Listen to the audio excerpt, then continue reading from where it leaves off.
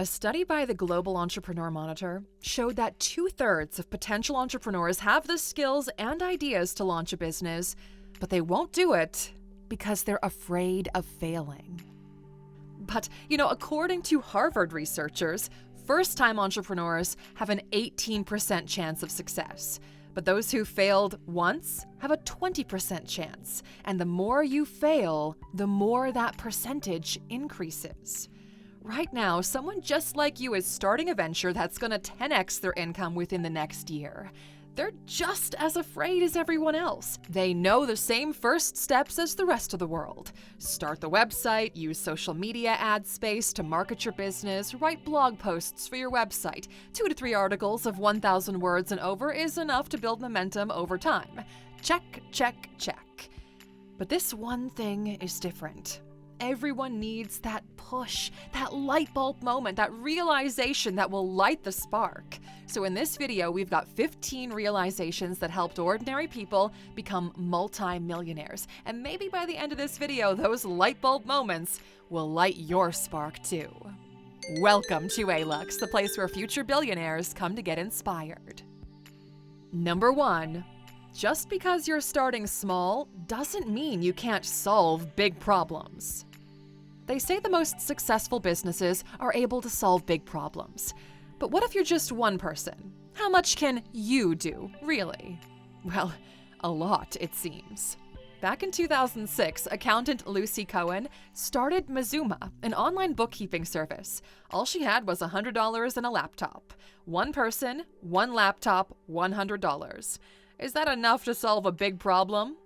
Well, absolutely, okay? Because she had this problem for a very specific group of people, freelancers and small business entrepreneurs who were losing thousands of dollars a month. They either spent too much on the software they were using because it was created for big corporate giants, or they didn't use anything and money was falling through the cracks. They needed toned down, affordable options, and Mazuma delivered. The company grew to help over 10,000 clients and was valued at over £10 million. If you can solve a problem that other people are ignoring, well, you'll have all of those people on the sidelines in your corner. Number 2. Inexperience can actually create fresh opportunities. Most people think that inexperience is a disadvantage because without knowing the ropes, you might fall. But innovation expert Eric Von Hippel says people new in the industry are the biggest innovators. For the newbies in the space, well, their survival instincts kick in. They're able to spot totally new ropes and paths that stalwarts in the industry are blind to. So don't be afraid of entering an industry that you're still learning about. Ask for help, do your own research, and see your inexperience as a way for you to tap into what your customers actually want. Here's a story. A 16-year-old girl watched her mother struggle to sell an investment property. She recognized it didn't look appealing to buyers at all, so she decided to stage it herself. She used her family's furniture and decor to create a welcoming space, and the property sold within a few days, above initial valuation. Within 3 years, she'd scaled her business to $1 million. By the time she was 20, she was staging 400 homes a year. Think of a time when you looked at something and thought, it could be better if you just added or changed one part of it. How often have you dismissed that idea? The next time it comes around, follow it, okay? That could be your $1 million ticket. Number 3, the online world is a great stepping stone, so use it. The internet has leveled the playing field, okay? If you're not using it to make your money, then you're letting yourself down. Shopify, Amazon, Etsy, these platforms give you direct access to your future customers. Every moment you're wasting, you're giving someone else the opportunity to steal those customers. You already have a built-in global audience for your product or service. You don't have to search for these people, they're there. Look at Michael and Jake Liebhaar. They bought cheap gym equipment from overseas manufacturers like Alibaba, marked them up, and advertised and sold them through Amazon. They reinvested their earnings and built a business worth more than $8 million. Their current business is totally different from where they started, but that's the key here. You can start at the same place and then grow wherever you want to go. Number 4. Help others to achieve their goals and success will follow. The idea the only way you can succeed in business is if you look out for yourself alone is a lie, okay? Not only can you get further if you help people out, but you'll also feel good about what you're doing. Not all ventures have to be completely profit-driven. If you can find a way to uplift your community and make enough money to be financially comfortable, then you would have hit the jackpot. That's what Joe Seddon did. He founded a company that mentors and supports students from low-income backgrounds, aiming to get them into top universities. He works with universities that want to attract students from diverse backgrounds, and he pushed for corporate sponsorships so these students don't have to foot the bill themselves. You can find success by making other people's dreams a reality too. Number 5, innovate for those who need it most. You might have a great business idea and then dismiss it because your target audience doesn't seem like they would bring in enough revenue. Don't make this mistake. Those people need support and innovation the most. And in that niche, you'll find the most driven people will find a way to use your service to their advantage. Most people dismiss lower income places because they don't seem like a valuable business opportunity. But in sub-Saharan Africa, a company called Kickstart International helped to design and distribute irrigation pumps for smaller farms. For years, over 80% of Africa's smallholder farms relied on unpredictable rainfall for their crops. So Kickstart developed innovative human-powered pumps that enable year-round farming. 400,000 pumps later, and they've lifted 1.5 million people out of poverty and made about $210 million in new profits. And speaking of profits, number 6, you can turn any inconvenience into profit. You don't always have to solve a big problem. People will pay to overcome the small hurdles too. If you can save others time, money, or energy, then you've hit a market. Think of things that would simplify your life, and you know it'll do the same for someone else's.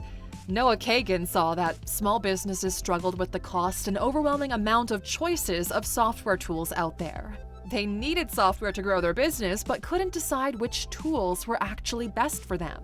So he created a platform that would curate different software tools and offer discounts on deals on the most important digital products. So startups and freelancers can now access the best tools for their business at a price they can actually afford. Number 7, some things are complicated. Think about how you can simplify them. Just like people will pay for convenience and meeting a need, they'll also pay you when you take a complicated problem and simplify it for them. For a long time, the email marketing solutions on the market were really complicated and expensive. Big companies had people dedicated solely to working on these platforms because there was so much to learn. So 2 entrepreneurs worked to create something more user-friendly, a tool that anyone could learn within a few hours. If you've ever worked in marketing, then you have heard of MailChimp, right? It has the most features of the top email marketing platforms without needing all of the technical expertise. If you're struggling with a complex, tedious tool right now, then know that someone else feels the same way, and you have the opportunity to turn that complicated process into a simple but very profitable solution. Number 8, you can merge culture, need, and desire. So many people are leaving their home countries for greener pastures. It's a hard transition, so having just a little bit of their culture and community in their country is something they are willing to pay for. It also gives other people the opportunity to immerse themselves in new cultures, even if they haven't left their home country. You've seen it with the abundance of African, Asian, and North and South American food markets and stores popping up all over the place. You can see it in the profits of their online stores. They charge a huge markup for importing and exporting the products because the demand is there. McDonald's global menus, Japan's Uniqlo stores, even IKEA, they're big examples, but you can scale it down too. Bring culture into local markets, and you'll meet the needs and desires of people living there. Number 9, you can perfect what already exists and tap into 2 markets at once. Cirque du Soleil has been around for a long time, since 1984 to be exact. It was started by 2 former street performers who saw the profitable market of the traditional circus and the need to remove some of the morally questionable acts. And they were right on the money, okay? The world moved away from traditional circus acts when they realized how much cruelty these animals suffered. But people still wanted a performance. They still wanted to be entertained. So they decided to focus on perfecting the human artistry. They revolutionized the traditional circus model by blending acrobatics, theater, and music to tell a story. They hit an old and a new market, and they're still going strong today. And, Nintendo did this with the Wii.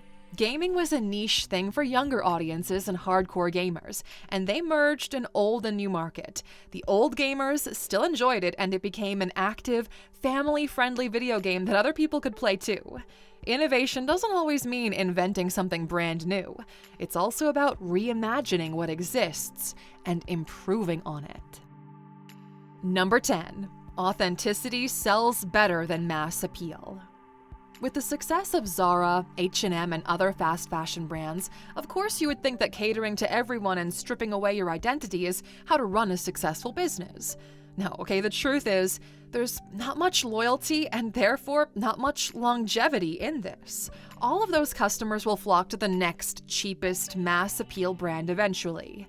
If a founder's story and values resonate with the community, though, they'll have customers for as long as they're around.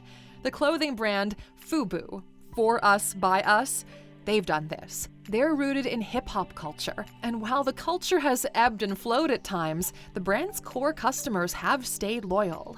The outdoor clothing brand Patagonia follows the same model. Even Levi's denim and Ben & Jerry's ice cream. They've stayed true to their story. Authenticity isn't a limitation. It's a magnet. Number 11. You can turn your hobbies into businesses that scale. Most people either believe your hobbies should stay your hobbies, in other words, don't monetize them, or they believe that if you turn your hobby into a business, then you have to keep it small. It's not something you can scale. But depending on the hobby, okay, it absolutely is. The internet and the scalability of e-commerce has turned this belief on its head. Your small ideas can turn into multi-million-dollar brands when you have the drive and vision to go with it. One guy had a passion for fitness, so he sewed workout clothes by hand in his parents' garage. Now it's a billion-dollar company that dominates the athleisure market. Another creative loved designing whimsical stationery and writing handwritten notes. She ended up creating an entire lifestyle brand and now is partnered with big retailers. Your passion is more than just a hobby, and thanks to e-commerce channels, it can become a global brand. Number 12. Side gig skills can lead to big business deals. Most people use writing, design, and even coding as a side hustle skill for extra income. But you can turn that secondary income into a scalable business. Before Canva became a billion-dollar business, co-founder Melanie Perkins taught design skills. She used her experience teaching complex design tools to create a simpler platform that was accessible to everyone. And her company is now a global leader in graphic design software. Don't just see that side gig as extra income alone. Use it as a testing ground for your skills. You'll get the chance to see how to deliver value outside of the usual 9-to-5 grind. Number 13. No market is too saturated if you enter it properly. A successful business isn't always about creating something groundbreaking or revolutionary. It's also not about finding the least saturated market. If you do something right, you can get your foot in the door and then smash your way through. A cleaning company in Portland, USA, marketed themselves as reliable, non-judgmental, and trustworthy. And that's just what people needed. A market that everyone thought was saturated became a gold mine with the right marketing. And Ring doorbells started this way too. Home security software had been around for a while, but it was marketed for the wealthy and elite. Then founder Jamie Siminoff introduced a video doorbell system that anyone could install. He marketed it as something everyone could use. Amazon eventually acquired it for $1 billion. You don't have to invent the wheel, okay? You just need to see where it's not turning smoothly and fix it. Number 14. If you know something, you can teach it. And if you can teach it, you can monetize it. Usually, teachers are associated with not earning a high or even a reasonable income for the work they do. But this is a limiting belief and a limited view. That might be the case with a traditional school teaching job, but that's not the only place where people need teachers. In fact, as we start to live longer, healthier lives, one of the key needs that older people will have is education and lifelong learning. Companies like Lynda.com capitalized on this need back in the early 90s. At the time, the internet was still a mystery to many, but Lynda had a bit of knowledge in web design. So she started teaching workshops, and then, when demand grew, she launched her website, Lynda.com. It offered accessible, high-quality tutorials to anyone with internet connection. Eventually, LinkedIn bought it for $1.5 billion. Knowledge is the most powerful currency. The more you share it, the more valuable it becomes. And that's the goal with our Alux app, to share knowledge, inspiration, and to help other people grow. We're so much stronger when we put our heads together, and that's why we've got collections and courses from experts and fun, informative daily sessions too. And since you're a subscriber to our channel, we're going to give you a special deal. First of all, download the app, then scan this QR code on screen and you'll get a 25% off discount on the yearly membership. The app pays for itself within the first month alone, so really, this one's a no-brainer. And number 15, you can monetize something you already do differently. What's one weird thing or quirk that you already do differently? Because that could be your gap. Don't fall into the trap of trying to replicate somebody else's success. Sometimes the breakthrough comes from doubling down on what makes you unique, even if it seems, well, kind of unconventional. You might have heard of Rent the Runway, right? The company does just that. They rent out designer clothes. Instead of building another retail business, the founders turned the concept of wearable ownership on its head. Now it's a billion-dollar company reshaping how we think about fashion. The founders, well, they were already sharing and renting each other's clothes, so if you're doing it with your group of friends, there's for sure another group willing to do it with you. That's all we've got for you today, my friend. We'll see you back here next time. Until then, take care, Aluxer.